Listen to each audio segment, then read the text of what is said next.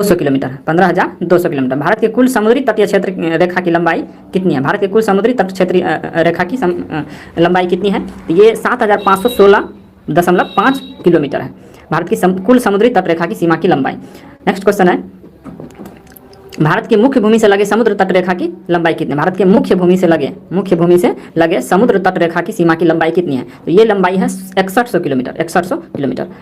Next question है, भारत का मानक समय 82.5 डिग्री पूर्वी देशांतर, भारत का मानक समय 82.5 डिग्री पूर्वी देशांतर रेखा किस के मध्य से होकर गुजरती है? यहाँ 4 शहर का नाम दिया है, इस चारों शहर में से किस शहर के मध्य से होकर गुजरती है? तो ये उत्तर प्रदेश का मिर्जापुर नामक शहर है, इससे होकर भारत का मानक समय रेखा 82.5 डिग्री पूर्वी देशांतर रेखा गुजरती है।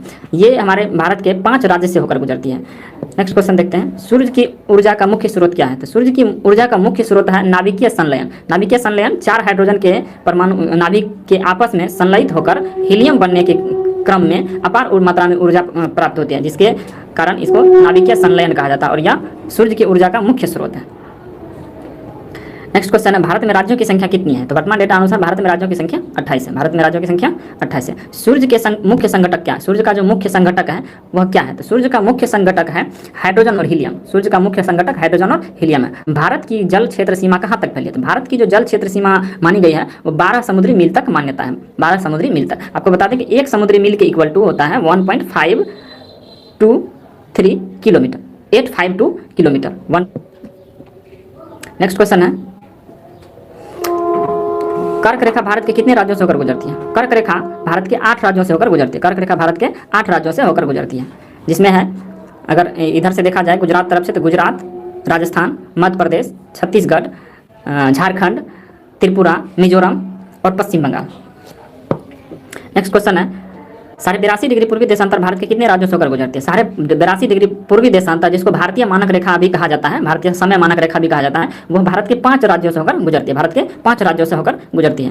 नेक्स्ट क्वेश्चन है, सूर्य के दीप्तिमान सतह को क्या कहा जाता है? तो सूर्य के दीप्तिमान सतह को प्रकाश मंडल कहा जाता है। जो सतह सूर्य का चमकता है उसको प्रकाश मंडल कहा जाता है, और जो सतह प्रकाश मंडल के वह भाग जिसमें सूर्य का विद्यमान भाग नहीं होता, वो चमकता नहीं है, तो उसको वर्णमंडल कहा जाता है, उसको वर्णमंडल कहा जाता है। नेक्स्ट क्वेश्चन देखते हैं, पृथ्वी के सबसे निकट स्थित कौन सा ग्रह? पृथ्वी के निकट सबसे निकट स्थित कौन सा ग्रह? तो पृथ्वी के सबसे निकट स्थित ग्रह शुक्र है। सबसे निकट स्थित ग्रह शुक्र है, जबकि अगल बगल मंगल भी ग्रह है, लेकिन सबसे निकट शुक्र है, उसके बाद मंगल ग्रह है। तो सबसे निकट ग्रह शुक्र है, जो पृथ्वी के सबसे नजदीक है। सबसे प्राचीन पर्वत किसे माना जाता है? सबसे प्राचीन पर्वत अरावली पर्वत को माना जाता है। सबसे प्राचीन पर्वत अरावली पर्वत को माना जाता है।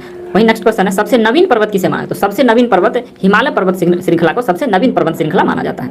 नेक्स्ट क्वेश्चन देखते हैं, भारत के किस राज्य के प्राचीन नाम नेफा है? भारत के किस राज्य का प्राचीन नाम नेफा है? तो नेफा अरुणाचल प्रदेश को कहा जाता था, प्राचीन नाम इसका नेफा था। भारत की प्रथम जनगणना की शुरुआत लॉर्ड मेयो के शासनकाल में किस वर्ष की गई थी? भारत के प्रथम जनगणना की शुरुआत लॉर्ड मेयो के शासनकाल में वर्ष 1872 में किया गया था। लॉर्ड मेयो के शासनकाल में 1872 में किया, जबकि नियमित जनगणना 1881 में शुरू हुआ है, रिपन के काल में। नेक्स्ट क्वेश्चन देखते हैं दोस्तों, सबसे गर्म एवं चमकीला ग्रह कौन सा? सबसे गर्म एवं चमकीला ग्रह बुध है। सबसे गर्म और शुक्र है, सबसे गर्म एवं चमकीला ग्रह शुक्र है। बुध ग्रह पृथ्वी सूर्य के सबसे नजदीक वाला ग्रह, लेकिन सबसे गर्म और चमकीला ग्रह बुध के बाद शुक्र है, क्योंकि शुक्र के चारों ओर वायुमंडल पाया जाता है, जिसके कारण ये गर्मी को एब्जॉर्ब कर पाता है, विकिरण को एब्जॉर्ब कर पाता है और अपनी ऊष्मा को बरकरार रख पाती है। जबकि बुध ग्रह के साथ ऐसा नहीं है सबसे नजदीक बुध ग्रह, लेकिन वह उसकी गर्मी, सूर्य की गर्मी को रिफ्लेक्ट कर देता है, उससे निकलने वाले विकिरण को सूर्य बुध के सतह पर पड़ते ही वह रिफ्लेक्ट हो जाता है, जिसके कारण दिन में बहुत ज़्यादा गर्म होती है बुध, और रात होते ही उतना ही ज़्यादा ठंडा पड़ जाता है। इसीलिए बुध ग्रह सबसे ज़्यादा गर्म नहीं है, उसके बाद वाला शुक्र ग्रह सबसे ज़्यादा गर्म है। नेक्स्ट क्वेश्चन, सूर्य के सबसे निकट स्थित ग्रह कौन सा? सूर्य के सबसे निकट स्थित ग्रह बुध ग्रह। नेक्स्ट क्वेश्चन देखिए दोस्तों, सर्वाधिक उपग्रह वाला ग्रह। तो सर्वाधिक उपग्रह वाला ग्रह अभी इस बुक के डेटा के अनुसार बृहस्पति दिया, लेकिन वर्तमान डेटा के अनुसार सर्वाधिक उपग्रह वाला ग्रह शनि है, और उसके बाद बृहस्पति है। भारत की प्रथम नियमित जनगणना 1881 में किसके शासनकाल में? फिर से क्वेश्चन आ गया, भारत की प्रथम नियमित जनगणना 1881 में किसके शासनकाल में? प्रथम जनगणना की बात करें 1872 में हुआ था, लेकिन नियमित जनगणना की बात करें तो 1881 में लॉर्ड रिपन के काल में हुआ था, लॉर्ड रिपन के काल में।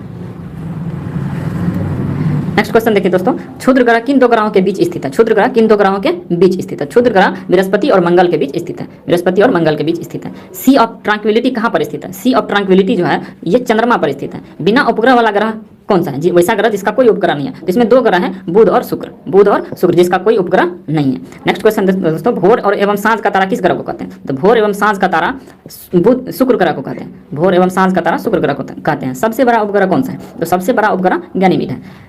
जनगणना का महाविभाजक वर्ष किसे कहा जाता है? जनगणना का महाविभाजक वर्ष किसे कहा जाता है? तो महाविभाजक वर्ष 1921 ईस्वी को जनगणना का महाविभाजक वर्ष माना गया है। सौरमंडल का सबसे भारी एवं बड़ा ग्रह कौन सा है? सौरमंडल का सबसे बड़ा एवं सबसे भारी ग्रह कौन सा है? तो सबसे बड़ा और भारी जो है बृहस्पति है, लेकिन इसका सबसे ज्यादा उपग्रह अभी तक नहीं, सबसे ज्यादा उपग्रह शनि का मिला हुआ है। नेक्स्ट क्वेश्चन दोस्तों, विश्व की जनसंख्या दिवस कब मनाया जाता है? विश्व जनसंख्या दिवस 11 जुलाई को मनाया जाता है। विश्व जनसंख्या दिवस 11 जुलाई को मनाया जाता है। जनसंख्या का अध्ययन कहलाता है, जनसंख्या का अध्ययन डेमोग्राफी कहलाता है। जनसंख्या का अध्ययन क्या कहलाता है? डेमोग्राफी। भारत का कुल जनसंख्या घनत्व प्रति किलो वर्ग मीटर में कितना है? ये 2011 के जनगणना के अनुसार भारत में जो जनसंख्या घनत्व प्रति वर्ग किलोमीटर है वो 382 व्यक्ति पर किलोमीटर स्क्वायर में है, या प्रति वर्ग किलोमीटर पर है। लेकिन अभी वर्तमान डेटा के अनुसार ये 400 से ऊपर आ चुका है। पृथ्वी के विपरीत दिशा में घूमने वाला ग्रह, पृथ्वी के विपरीत दिशा में घूमने वाला ग्रह अरुण और शुक्र है। अरुण और शुक्र है, पृथ्वी के विपरीत दिशा में चक्कर लगता है। बाकी ग्रह पृथ्वी के क्लॉकवाइज घूमता है। नेक्स्ट क्वेश्चन दोस्तों, भू स्थिर उपग्रह की ऊंचाई कितनी होती है? भू स्थिर उपग्रह की ऊंचाई कितनी होती है? तो भू स्थिर उपग्रह की ऊंचाई 36,000 किलोमीटर होती है। यानी भूमि के आसपास जो हम कृत्रिम उपग्रह उड़ाते हैं उसकी ऊंचाई कितनी होती है? पृथ्वी से ऊपर 36,000 किलोमीटर ऊपर होती है। चंद्रमा किस ग्रह का एकमात्र उपग्रह? तो चंद्रमा पृथ्वी का एकमात्र उपग्रह।